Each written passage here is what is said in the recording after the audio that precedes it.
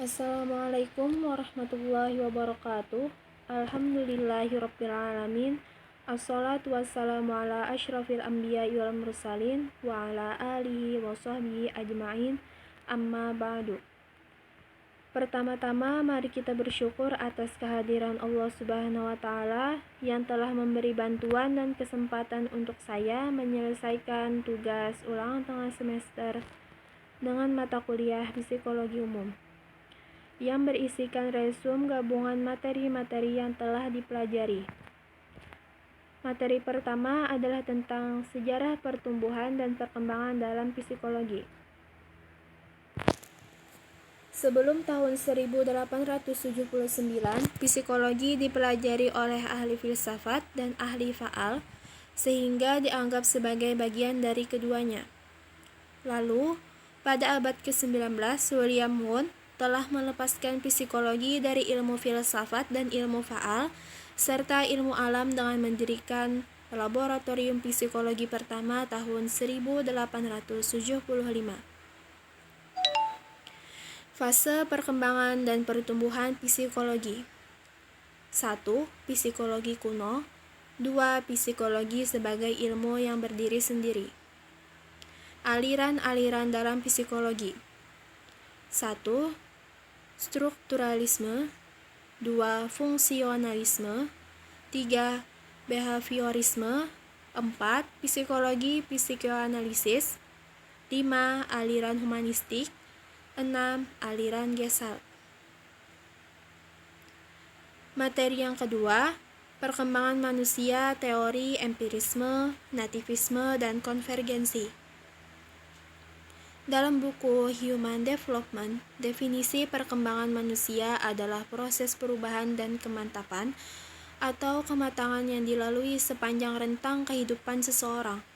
Secara umum, perkembangan adalah proses perubahan ke arah yang lebih dewasa atau bisa disebut dengan proses. Perubahan mencakup perkembangan fisik yang meliputi pertumbuhan tubuh dan otak, sensori, keterampilan, dan kesehatan. Perkembangan kognitif meliputi belajar, perhatian, memori, bahasa, berpikir, berargumen, dan kreativitas.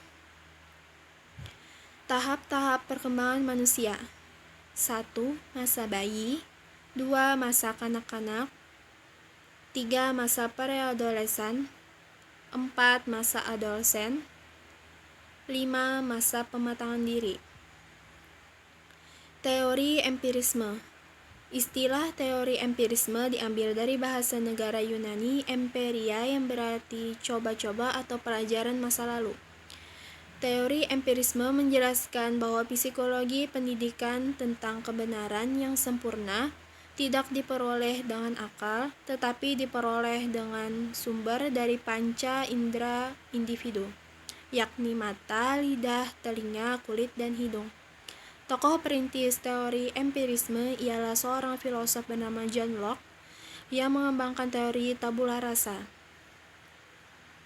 Teori nativisme. Nativisme merupakan kata dasar dari bahasa Latin natus yang artinya lahir atau nativus yang mempunyai arti kelahiran atau pembawaan. Nativisme merupakan sebuah doktrin yang berpengaruh besar terhadap teori pemikiran psikologis. Tokoh nativisme ini dipelopori oleh Arthur, seorang filosof Jerman. Materi ketiga, gejala jiwa campuran, perhatian, kelelahan, dan sugesti. Perhatian. Perhatian adalah reaksi umum yang menyebabkan bertambahnya aktivitas daya konsentrasi dan fokus terhadap suatu subjek, baik di dalam maupun di luar darinya. Perhatian merupakan konsentrasi atau pemusatan kesadaran yang diarahkan pada sesuatu atau sekumpulan objek. Hal-hal yang perlu diperhatikan dalam pekerjaan sehubungan dengan minat dan perhatian adalah 1. Hindari kejadian atau peristiwa yang mengganggu terpecahnya minat dan perhatian. 2. Konsentrasikan segenap minat dan perhatian pada satu tugas. 3. Hindari hambatan emosional dalam upaya menaruh minat dan perhatian pada suatu tugas. atau pekerjaan. Perkuat motivasi dan usaha dalam melaksanakan tugas. Macam-macam perhatian. 1. Perhatian spontan dan disengaja. 2. Perhatian statis dan dinamis. 3. Perhatian konsentratif dan distributif. 4. Perhatian sempit dan luas. 5. Perhatian fiktif dan fluktuatif. Faktor-faktor yang mempengaruhi perhatian. 1. Pembawaan. 2. Latihan dan kebiasaan. 3. Kebutuhan. 4. Kewajiban. 5. Keadaan jasmani. 6. Keadaan jiwa. 7. Keadaan sekitar. 8. Kuat tidaknya perangsang dari objek itu sendiri. Materi yang keempat, metode penyelidikan dalam psikologi. Metode ilmiah juga dapat diartikan sebagai metode penyelidikan karena menggunakan penyelidikan untuk memperoleh kebenaran.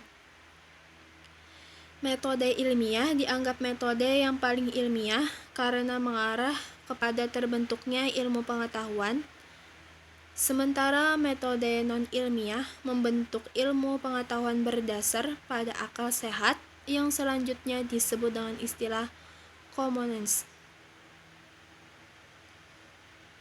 Metode-metode penelitian psikologi sebagai berikut. 1. Metode observasi. 2. Metode observasi naturalistik. 3. Metode eksperimen. 5. Metode tes. 6. Metode kuesioner. 7. Metode interview. 8. Metode studi khusus. 9. Metode penyelidikan klinis. 10. Metode sosiometris. Materi kelima, aliran-aliran psikologi.